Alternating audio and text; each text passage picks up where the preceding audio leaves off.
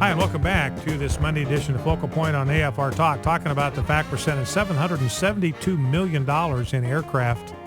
We're buying them. That's your tax dollars, ladies and gentlemen. That's the money that you're working hard to earn probably right now. And President Obama is going to take $772 million that is going to buy aircraft for the Afghanis that they're too illiterate to operate. They can't read the owner's manual. They can't read the instructions manuals. They can't read the maintenance manuals. They can't operate them. They can't maintain them. They can't repair them. So, I mean, it's just insanity. We're just pouring money down a rat hole. We've got contracts with the Taliban, contracts with the Al-Qaeda. Our own government won't suspend them. 43 different contractors over there working for the other side. And we're paying them good money to do construction projects. I mean, it's just lunacy. Make your head explode if you start thinking about it. Let's go to John in Alcocas, Illinois. John, welcome to Focal Point. What's on your mind? John, are you with me? Yes, sir. Yeah. I'm very, very happy to be on your show. I've been trying to get on your show for the last 2 or 3 weeks. Well, bring the truth. You bring the truth to the American people, and I listen to you every day. Do you ever get frustrated from bringing the truth and no one doing anything about it?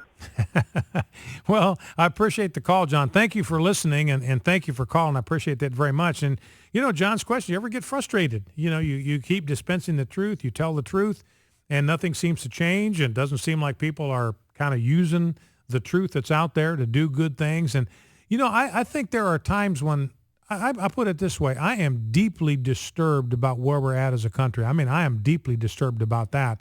I don't know anybody that's got a heart and cares about this country that can look at what's happening and not have a deep level of concern, even angst for where we are as a country. But the difference that I see as Christians is we've got something we can do with that frustration. We can convert that. We can channel that into prayer. You know, and I've told you before, I spend a lot of time, you know, when I do news, I mean, I review several thousand headlines every day looking for stories that would be illustrative or be of interest to you and keep you informed and motivated.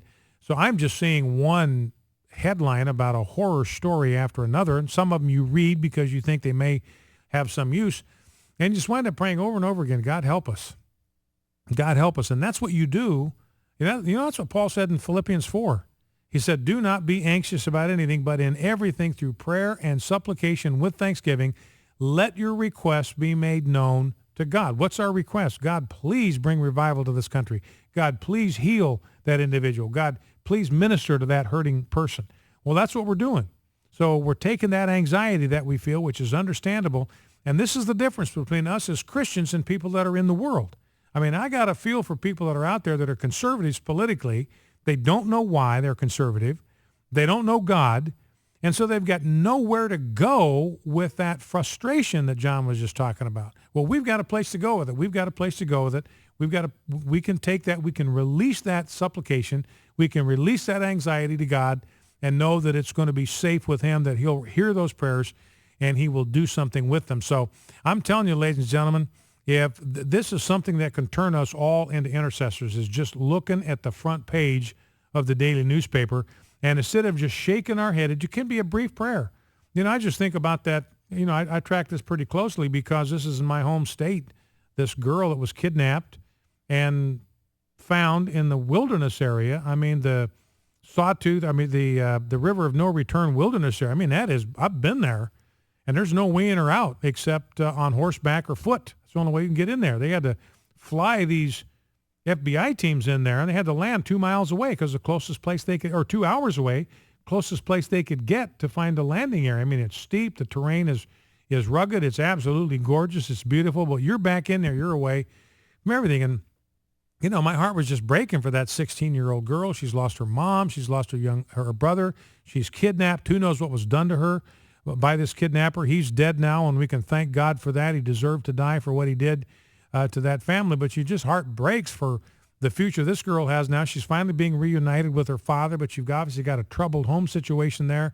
They were living apart, you know, and who knows? I mean, I'm not suggesting anything here at all because I don't know the details, but you have to wonder how the absence of a father in that home made this girl vulnerable to what happened. Maybe the fact that the father wasn't there to be a barrier, to be a protector, to be a defender. I mean, maybe that was something that exposed that whole family to what happened here. So you see the breakdown of the family, and I just say, what we got to do when that happens? We just got to pray. We got to be people of prayer. And I'm struck by what happened outside of Sodom and Gomorrah when Abraham is pleading with God for those cities. And the way the whole thing started is God says, look, let us go down and see if things are as bad as the outcry that has reached us. Now, you just read that at face value, and here's kind of the impression you get that prayers, it almost look, and again, I'm not going to try to be theologically profound here, but it looks from the text itself, from what God says, is that what spurs him to action is when the outcry from intercessors reaches a certain threshold. There's an outcry now that has reached me. It's gotten to me. It's entered my ears, and the outcry is of enough volume, it's of enough intensity that I've got to go down there and check it out. So I do believe our constant, steady, persistent intercession can move the hand in the heart of God, and that's what we need to do. And that's the answer, John. That's how we deal with the frustration. Now, I'm going to keep delivering the truth. I'm going to keep praying. I believe that one word of truth outweighs the whole world. I believe that this is a mission that ultimately is going to triumph because Jesus said, if you abide in my words, you will know the truth, and the truth will make you free. So I believe that. I believe that the truth will make us free. That's why we've got to have people like on this program and on this network who are telling people the truth, instructing people, informing people, educating people, because it is the truth that is going to set us free. And that's my job. I feel that's my responsibility to impart the truth to you on a daily basis so you're informed, you're instructed, you're educated, you're motivated, you're mobilized, because the day is going to come when we're going to need people who understand and know the truth. Men of Issachar who understood the times and knew what men should do. That's what we're going to need, and that's kind of part of our job, is to make sure that God's people are informed. And then when the moment of opportunity comes, they are ready to take action because they have been instructed in the truth. One last clip on, this is clip number 6, one last clip on President Obama talking about what's going on in the Islamic world. This is Ed Henry, Fox News. We're going to have the first anniversary of Benghazi coming up on September 11. And you said, this is what Ed Henry reminds Obama, the next day, you said, make no mistake, we'll bring to justice the killers who attacked our people. That's what President Obama said on September 12th. Make no mistake, we're going to find these people. We're going to bring, here we are 11 months later, and nothing. We have bupkis. We have these sealed indictments, which, by the way, you're going to actually hear the president commit a crime here. He actually commits a crime in the first part of this soundbite. He breaks federal law in what he says here. But Ed Henry says, look, it's 11 months out. You pledge nothing's going to stop us. We're going to go to the ends of the earth. We're going to find the people that did this thing. We're going to bring them to justice. You promised the parents of those that died at Benghazi. You promised them, we're going to find the people that did this and make them pay. And remember, we talked about this at the time. It just blew me away that the media found the mastermind of the Benghazi attack several days after the attack happened. He's sitting out on a luxury hotel patio sipping Mai Tais. He's not worried about being apprehended. He's not in fear. He's out openly in public on a patio, luxury hotel, talking to journalists about what they've done in Benghazi. So he wasn't worried. If this journalist could find him, then it would be certainly possible for our military to find him, just not interested. And then we have CNN talking to a guy who is another key part of the strategic planning and implementation of that plan. CNN found him, sat down with him for 2 hours. Well, how can CNN find him and we can't? So it makes it very, very clear here. The CIA, the FBI did not show up at the compound for 3 weeks after it happened. They weren't there till 3 weeks after the attack went down. There's obviously no intentionality here. There's no sincerity. There's no genuine effort being expended to go after and apprehend these guys. So here's President Obama. It's 11 months after you said we're going to go get them. How come nothing's happened? Here's President Obama. Well, I also said that we'd get bin Laden, and I didn't get him in 11 months. We have informed, I think, the public that there's a sealed indictment. It's sealed for a reason. But we are intent on capturing those who carried out this attack. And we're going to stay on it until we get them. And you're close to having suspects in custody? I will leave it at that. But this remains a top priority for us. Anybody who attacks Americans, anybody who kills, tragically, 4 Americans who were serving us in a very dangerous place, we're going to do everything we can to get those who carried out those attacks. I mean, it just beggars the imagination that he actually expects us to believe this. CNN can find him and we can't.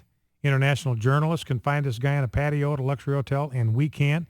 The FBI doesn't show up for 3 weeks, and yet the president wants us to believe we're going to do everything we can. And by the way, when he revealed the existence of a sealed indictment, that is a federal crime. He said, we have informed the public that there is a sealed indictment. That's a crime to even reveal the existence of a sealed indictment. You can go to prison for 6 months for doing that. Well, let's go to the phones. Let's go to Chris in Sheffield, Alabama. One quick call before the break. We're going to Chris in Pascagoula, Mississippi. Sorry. No, let's go to Chris in Sheffield, Alabama. Chris, welcome. What's on your mind? Hey, man, how you doing, brother? Doing good. How are you?